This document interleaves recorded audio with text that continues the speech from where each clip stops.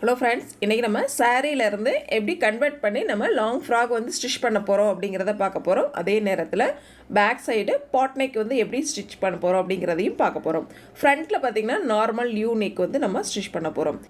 இப்போ நம்ம மார்க் பண்ணக்கூடிய அளவு அப்படின்னு பார்த்தீங்கன்னா எக்ஸல் சைஸ், அதாவது +1 +2 காலேஜ் போகிற பொண்ணுங்க தாராளமாக இந்த அளவுகள் வந்து சரியாக இருக்கும். சரிங்களா? இப்போது சாரியில் பார்த்தீங்க அப்படின்னா ஃபுல்லாக வந்து ஆரஞ்சு கலர் இருக்குது, பார்டர்லேயும் நம்மளோட முந்தி பகுதியிலையும் க்ரீன் கலர் இருக்குது.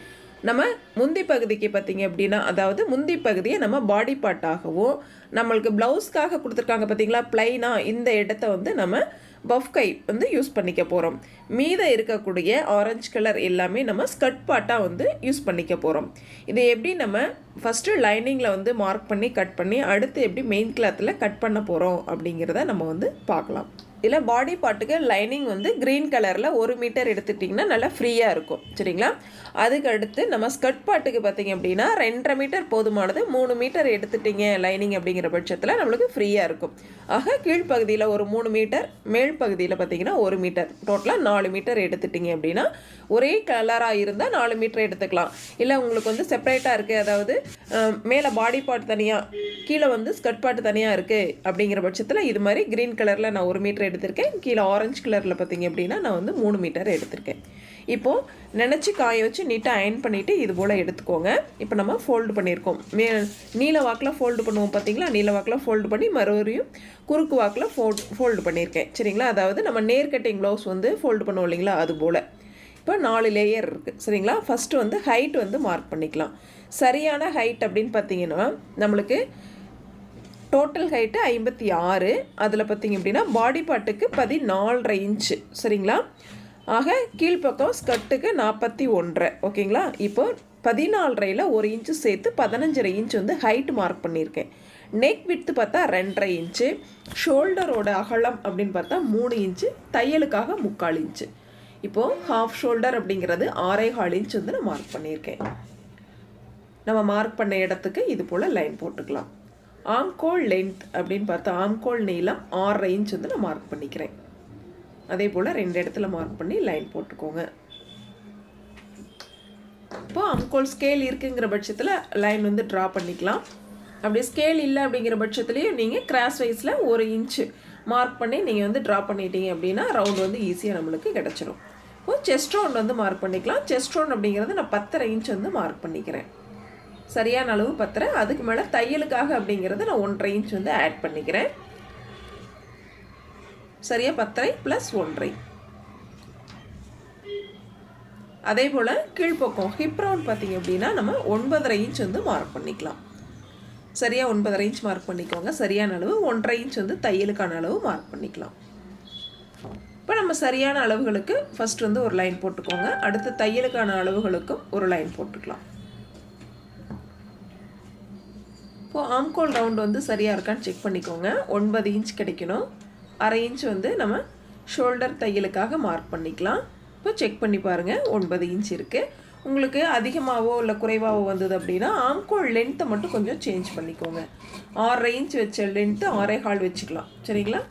உங்களுக்கு ரொம்ப குறைவாக வருது அப்படின்னா ஒரு 1/4 இன்ச் எக்ஸ்டெண்ட் பண்ணிக்கோங்க. குறைவாக வர வாய்ப்பு இல்லை, உங்களுக்கு அதிகமாக தான் வர வாய்ப்பு இருக்குது. சரிங்களா? அப்போ வந்து ஒரு 1/4 இன்ச் குறைச்சி வச்சுக்கோங்க. 6.25 இன்ச் வச்சிங்கன்னா சரியானதாக இருக்கும். இப்போ இது போல் கட் பண்ணியிருக்கேன். நெக் பகுதி நம்ம வந்து ஃபைனலாக கட் பண்ணிக்கலாம். நெக்ஸ்ட்டு பாருங்கள், இந்த இடத்துல நம்ம ஹேர்கட் கொடுத்துக்கிறோம். செஸ்ட் ரவுண்ட் மார்க் பண்ணோம் பார்த்தீங்களா, அந்த இடத்துல ஹேர்கட் கொடுத்துக்கலாம். அடுத்து நம்ம கீழ்ப்பகுதியில் கிராஸ் வைஸில் கட் பண்ணணும். சரிங்களா? இதை கட் பண்ணாமல் விட்டுட்டோம் அப்படின்னா தான் நம்ம சைடில் பார்த்திங்கன்னா கீழ்ப்பக்கம் அதிகமாக இருக்கும் கிளாத்து, பாட்டம் பகுதியில் கீழ்ப்பக்கம் எக்ஸ்ட்ரா இருக்கும். அதனால் ஃபோல்டிங்லேருந்து ஒரு 4 இன்ச் மார்க் பண்ணிக்கோங்க. இது வந்து நம்ம டாட் பிடிக்கக்கூடிய இடம். சரிங்களா? அந்த இடத்துலேருந்து கிராஸ் வைஸில் சைடில் 1/2 இன்ச் வர்ற மாதிரி ஒரு கிராஸ் வைஸில் ஒரு லைன் போட்டுக்கோங்க ஸ்லாண்டிங்காக. இந்த இடத்த வந்து கட் பண்ணி எடுத்துருங்க. இது நம்மளுக்கு ப்ளவுஸுக்குமே வந்து இந்த மாதிரி நம்ம கட் பண்ணி எடுக்கணும். எதுக்குன்னு கேட்டால் பேக் ஹைட், அதாவது ப்ளவுஸோட ஹைட் வந்து அதிகமாக வைக்கிறோம் பார்த்தீங்களா, அந்த ப்ளவுஸ்க்கு இந்த மாதிரி பேக் பார்ட்டில் கட் பண்ணணும். சரிங்களா? இப்போ நம்மளுக்கு 2 பார்ட் ரெடி ஆயிடுச்சு. Front and back body part வந்து ரெடி ஆயிடுச்சு. இதில் ஃப்ரண்ட் அண்ட் பேக் அப்படின்னு நம்ம வந்து நோட் பண்ணிக்கலாம். இது வந்து பேக் பார்ட்டு. ராங் சைடும் நோட் பண்ணிக்கோங்க. இது வந்து ஃப்ரண்ட் பார்ட். ஏன் நோட் பண்ணுறோம் அப்படின்னு கேட்டிங்கன்னா, ஃப்ரண்ட் பார்ட்டில் நம்ம டெப்த் எடுப்போம் சரிங்களா, அதுக்காக தான் நோட் பண்ணிக்கிறோம். பேக் பார்ட்டில் நம்ம டெப்த் எடுக்க போகிறது இல்லை. இது சுடிதாராக இருந்தாலும் சரி அல்லது ப்ளவுஸாக இருந்தாலும் சரி, ஃப்ராக் எல்லா நம்ம மெட்டீரியலுக்குமே பார்த்திங்க அப்படின்னா நம்ம ஸ்டிச் பண்ணும் பொழுது ஃப்ரண்ட்டில் வந்து லைட்டாக வந்து டெப்த் எடுக்கணும். அப்போ தான் அந்த முன்பக்கம் சுருக்கங்கள் இல்லாமல் இருக்கும். இது மாதிரி டெப்த் எடுத்துக்கோங்க. ஃப்ரண்ட் பார்ட்டில் நம்ம டெப்த் எடுத்துட்டோம். இப்போ front and back body part நம்மளுக்கு ரெடி ஆயிடுச்சு. மீதம் இருக்கக்கூடிய மெட்டீரியல் எடுத்துக்கோங்க. 1 மீட்டரில் நான் வந்து இப்போ பாடி பார்ட் வந்து கட் பண்ணிகிட்ருக்கேன்.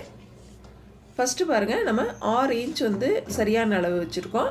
ஆக 1 இன்ச் வந்து தையலுக்காக, கீழ்ப்பக்கம் 1/2 இன்ச்சு, மேல் பக்கம் 1/2 இன்ச்சும் உங்களுக்கு தேவையான லென்த்துக்கு நீங்கள் வந்து எடுத்துக்கோங்க. ஸ்லீவினுடைய உயரம் ப்ளஸ் தையலுக்காக மார்க் பண்ணிக்கோங்க. நெக்ஸ்ட்டு 3/2 இன்ச் வந்து ஸ்லீவ் லோ லென்த், கை கீழ் உயரம் மார்க் பண்ணிக்கலாம். நெக்ஸ்ட்டு ஆம்கோல் ரவுண்டு என்ன அளவோ அதை அப்படியே மார்க் பண்ணிக்கோங்க. எக்ஸ்ட்ரா 1/2 இன்ச் தையலுக்காக மார்க் பண்ணிக்கலாம். ஸ்லீவ் ரவுண்டு என்ன அளவு வருதோ அப்படியே மார்க் பண்ணிக்கோங்க. எக்ஸ்ட்ரா வந்து 1/2 இன்ச் வந்து தையலுக்காக நம்ம வந்து மார்க் பண்ணிக்கலாம். இப்போ சரியான அளவுக்கு ஒரு லைன் போட்டுக்கோங்க. அதே போல் தையலுக்காக மார்க் பண்ண அளவுக்கு ஒரு லைன் போட்டுக்கலாம். நெக்ஸ்ட்டு ஃபோல்டிங்லேருந்து கிராஸ் வைஸில் தையலுக்கான அளவு வரைக்கும் ஒரு லைன் போட்டுக்கோங்க. இந்த லைனை வந்து செக் பண்ணி பாருங்கள் எவ்வளோ இன்ச்சஸ் இருக்குது அப்படின்ட்டு. அதில் சென்டர் வந்து மார்க் பண்ணிக்கோங்க. மறுபடியும் பார்த்தீங்க அப்படின்னா அந்த இடத்துல சென்டர், அதே போல் கீழ்ப்பகுதியிலையும் சென்டர், 3 இடத்துல சென்டர் மார்க் பண்ணி இது மாதிரி உள்பக்கம் 1/2 இன்ச், இந்த சைடில் வெளிப்பக்கம் 1/2 இன்ச் மார்க் பண்ணி நம்ம லைன் வந்து ட்ரா பண்ணுறோம். இது வந்து ஆம்கோல் ரவுண்டு. இது போல் நம்ம வந்து ட்ரா பண்ணிக்கலாம். இப்போது ஸ்லீவ் நம்மளுக்கு ரெடி ஆயிடுச்சு. கட் பண்ணிக்கலாம். கரெக்டாக நம்ம மார்க் பண்ண இடத்துலையே கட் பண்ணிக்கோங்க.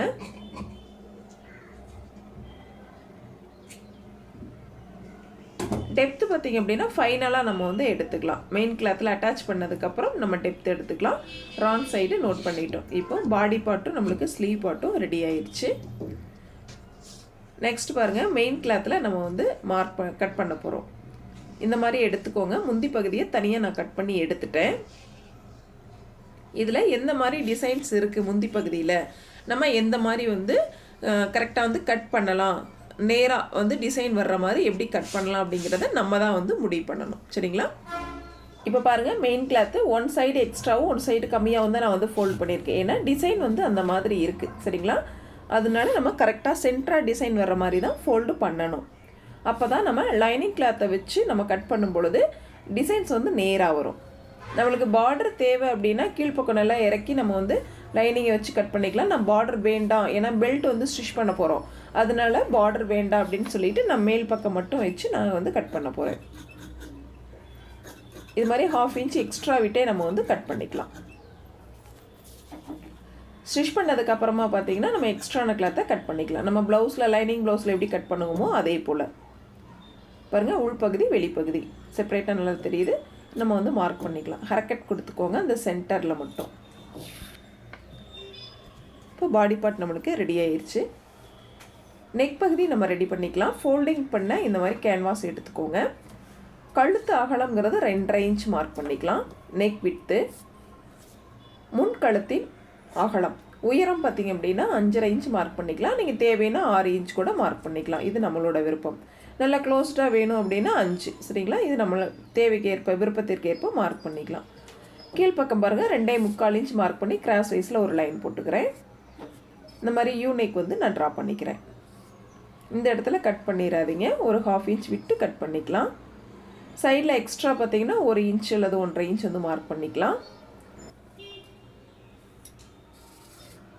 இது போல் ஒரு லைன் போட்டுக்கோங்க. இப்போ ஃபஸ்ட்டு அவுட் சைட் லைனை நம்ம வந்து கட் பண்ணிக்கலாம்.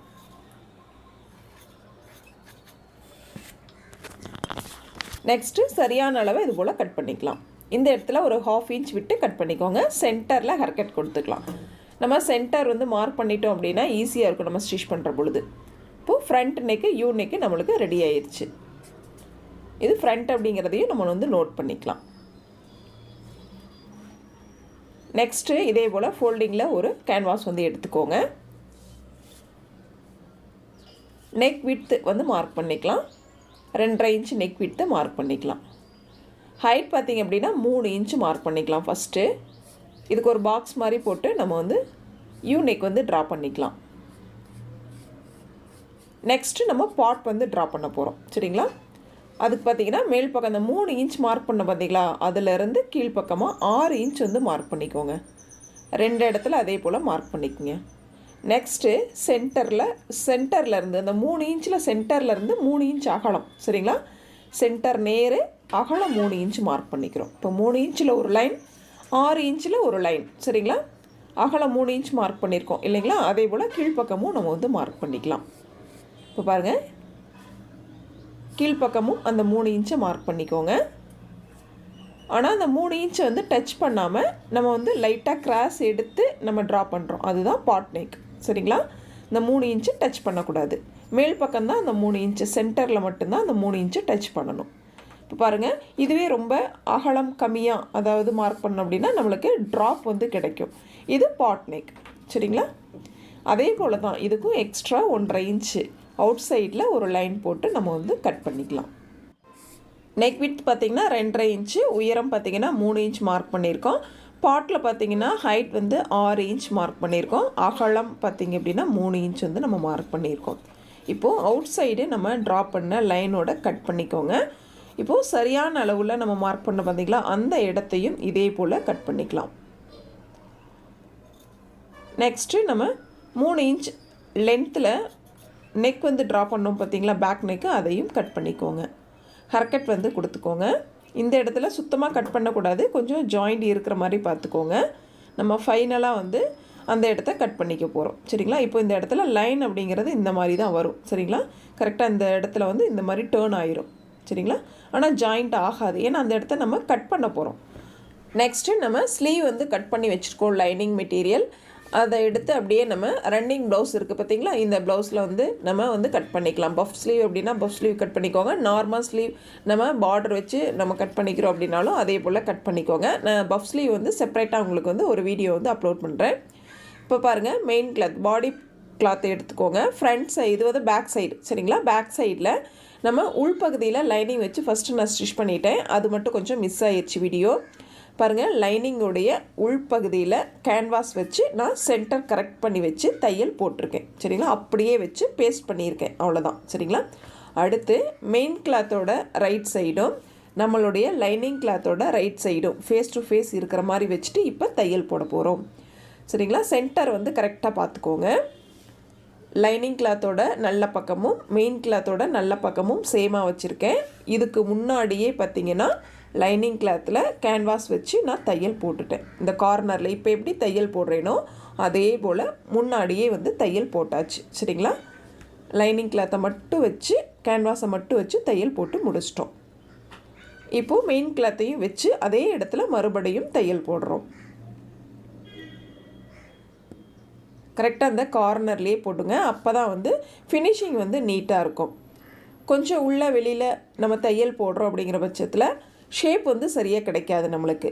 பாட் நெக் வந்து ஷேப் அமைப்பு வந்து சரியாக இருக்காது.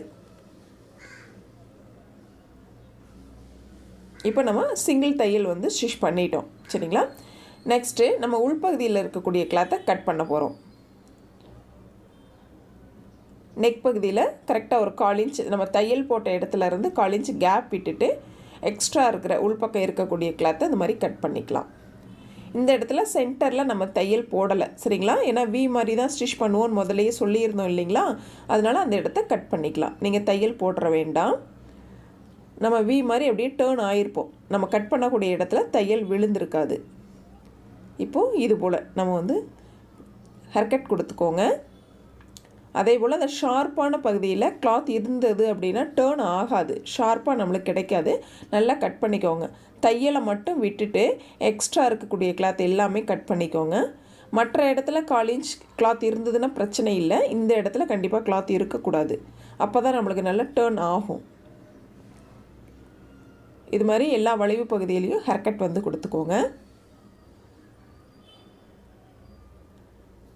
இப்போ பாருங்கள், டேர்ன் பண்ணிக்கலாம். லைனிங் கிளாத்தை உள்பக்கமாக எடுத்துக்கலாம். இந்த பகுதி ஷார்ப்பான பகுதி வந்து டேர்ன் பண்ணும் பொழுது நம்மளுக்கு கொஞ்சம் சிரமமாக தான் இருக்கும். ஒரு நீடில் வச்சோ அல்லது இந்த மாதிரி டூல் வச்சோ அந்த மாதிரி எடுத்துக்கோங்க. கரெக்டாக உள்ளே நகர்த்தி விட்டிங்கன்னா சரியாக இருக்கும். ஆனால் வந்து கூர்மையான மெட்டீரியல் யூஸ் பண்ண வேண்டாம். ஏன்னா கிளாத் வந்து ஓட்டை போட்டுரும் சரிங்களா, அது கிழிஞ்சிரும். அதனால் கொஞ்சம் கவனமாக லைட்டாக பொறுமையாக எடுத்து விடுங்க. இதுபோல் நல்லா எடுத்து விட்டுருங்க. ஆக்சுவலாக உள்பக்கம் கிளாத்து நம்ம கட் பண்ணிட்டோம், ஃபுல்லாக வந்து கட் பண்ணிட்டோம் தையலோடு அப்படின்னாலே ஃப்ரீயாக நம்மளுக்கு வந்து டேர்ன் ஆயிரும்.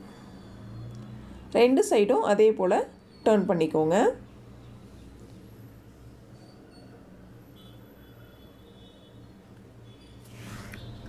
இப்போ பாருங்கள், உள்பக்கம் லைனிங் எடுத்து விட்டு மேல் பக்கம் நல்லா ப்ரெஸ் பண்ணி விட்டுட்டிங்க அப்படின்னா நீட்டாக இருக்கும். அதாவது ஷேப் பார்க்குறதுக்கு நீட்டாக இருக்கும். அடுத்து நம்ம வந்து தையல் வந்து ஸ்டிச் பண்ணிக்கலாம். அதாவது சிங்கிள் ஸ்டிச் வேணாலும் போட்டுக்கலாம், அல்லது டபுள் ஸ்டிச் வேணாலும் போட்டுக்கலாம். இது நம்மளோட விருப்பம். சிங்கிள் தையல் போடுறோம் அப்படின்னா ஒரு 2 பாயிண்ட் அகலத்தில் தையல் போட்டுக்கலாம். இதுவே வந்து டபுள் ஸ்டிச் போடுறோம் அப்படின்னா கார்னரில் எட்ஜில் ஒரு தையல் போட்டுட்டு அதுக்கப்புறமா ஒரு 1/4 இன்ச் கேப் விட்டு மறுபடியும் ஒரு தையல் போட்டோம் அப்படின்னா ஃபினிஷிங் பார்க்குறதுக்கு நீட்டாக இருக்கும். கார்னரில் கரெக்டாக அந்த வி மாதிரியே வந்து ஸ்டிச் பண்ணிக்கோங்க. அந்த எட்ஜில் பாருங்கள், நான் சிங்கிள் ஸ்டிச் மட்டும் தான் போடுறேன். அதனால் ஒரு கேப், ஒரு 2 பாயிண்ட் வந்து கேப் விட்டு நான் வந்து ஸ்டிச் பண்ணிக்கிறேன். நம்மளுக்கு உள்பக்கம் கேன்வாஸ் வச்சுருக்கோம் அப்படிங்கிறதுனால ஃபினிஷிங் பார்க்குறதுக்கு ரொம்பவே வந்து நீட்டாக இருக்கும். இதுக்கு மேலே நம்ம வந்து நாட் வந்து அட்டாச் பண்ணிக்கலாம் சரிங்களா. ஃபைனலாக இப்போது லைனிங்கோட எட்ஜிலேயே வந்து தையல் போட்டுக்கோங்க. மெயின் கிளாத்தில் சுருக்கங்கள் இல்லாமல் நேராக எடுத்து விட்டுக்கோங்க. தேவைப்பட்டால் இது போல் பின் போட்டுக்கலாம்.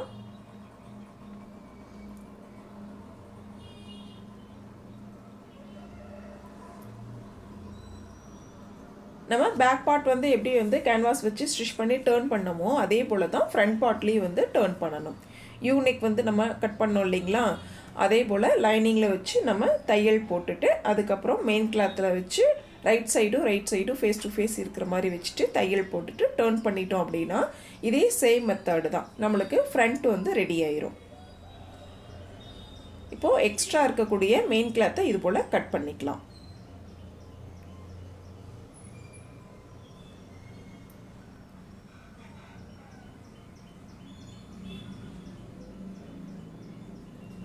நெக்ஸ்ட் பாருங்கள், சென்டர் வந்து மார்க் பண்ணிக்கோங்க. ஏன்னா டாட் வந்து நம்ம ஸ்டிச் பண்ணணும் இல்லைங்களா.